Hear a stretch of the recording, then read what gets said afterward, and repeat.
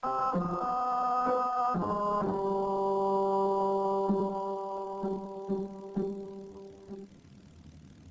از دوستان معرفی کرد که من خونم سمت جوانان پشوفی و اصلا آرایش نکن، موبایلت هم نیاد، چی نیاد.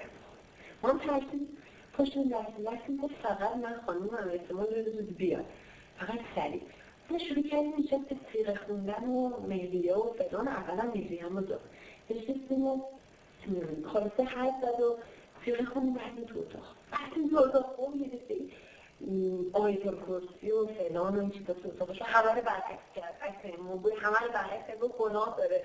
خلاصه که ما رفتیم و شروع شد به کار و فلان و همبستر شدیم و یه رسید بسر کار یه رسیدم در خونشون کم میکنن نکن زنش اومده به چیز انداخته بود اومده با پشت در اتاق هستی یه همزم سریع در وا کن. من خیلی شدم زیر بالون سریع به من گفت تو هیچ کار نکن لباسات همه رو دیگه زیر دست چادر بشکی تو سر کن بایی تو به نماز خوندن. خانم ما بایسته دیگه نماز خوندن خانم جوبر اومد